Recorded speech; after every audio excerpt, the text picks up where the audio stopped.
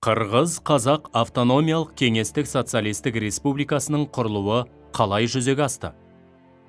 Қазақ революциялық комитетінің мақсаты мен міндеті қандай? Жер мәселесіне қатысты қандай пікірталастар болды? Қазақ халқының мүддесін қорғаған тұлғалар кімдер?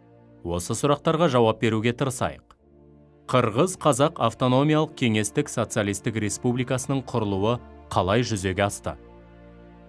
Азамат соғысы большевиктерге шет аймақтардағы халықтардың ұлттық мүдделерімен санаспауға болмайтынын көрсетті.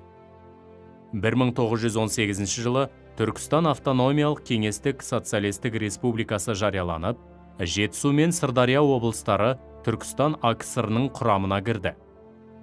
1919 жылы Владимир Ильич Ленин Қырғыз-Қазақ өлкесін басқару жөніндегі революциялық комитет туралы декретке қол қойды. Декретте Қазревком өлкенің ең жоғары әскери азаматтық басқармасы ретінде құрылатыны айтылды. 1920 жылы 9 наурызда өзін қазақ елінің үкіметі деп атаған Алашорданы тарату туралы шешім қабылданды. Осылайша коммунистердің басшылығымен 1920 жылы 26 тамызда Қырғыз-Қазақ АКСР құрылды. Орталық атқару комитетіне Сейтқали Меңдешев, Халық комиссарлар кеңесіне Виктор Радус Зинькович басшылық етті. Қазақ революциялық комитетінің мақсаты мен міндеті қандай? Қазревкомның мақсаты мен міндеті контрреволюция мен интервенцияға қарсы күресу, өлкеде мемлекеттік шаруашылық және мәдени құрылыстарға жағдай жасау. Қазақстанда кеңестердің құрылтай съезін әзірлеу болды. Революциялық комитеттің қарауына Астрахан губерниясының қазақтар тұратын өңірлері мен Орал, Торғай, Ақмола, Семей облыстары кірді. Қазревкомның басшысы болып ұлты поляк Станислав Пестковский тағайындалды.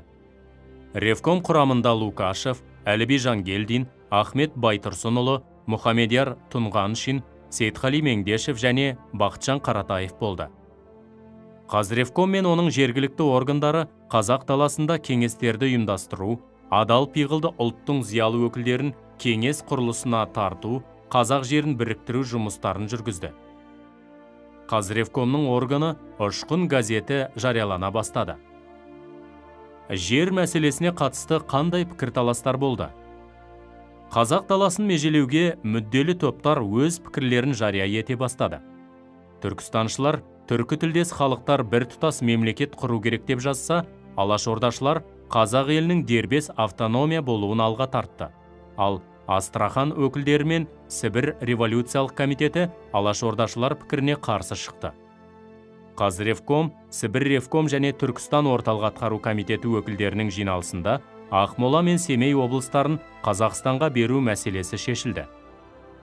Қазақ халқының мүддесін қорғаған тұлғалар кімдер? Түркістан автономиясы құрамында негізінен қазақ, қырғыз, өзбек, тағы басқа ұлттар болды. Сондықтан Тұрар Рысқұлов, Алиев, Ибрагимов 5 облыстан тұратын Түркістанды түркі тектес халықтардың және өздерін келімсек санайтын өзге халықтардың отаны деп санау керек деген ұсыныс айтты. Әлімхан Ермеков болса, Астрахан, Орал, Торғай, Ақмола, Семей, Сырдария, Каспий маңы, Самарқан, Ферғана облысы мен губернияларын қамтитын 3.467.922 шаршы шақырым жерді Қазақ Республикасының құрамына беруді сұрады.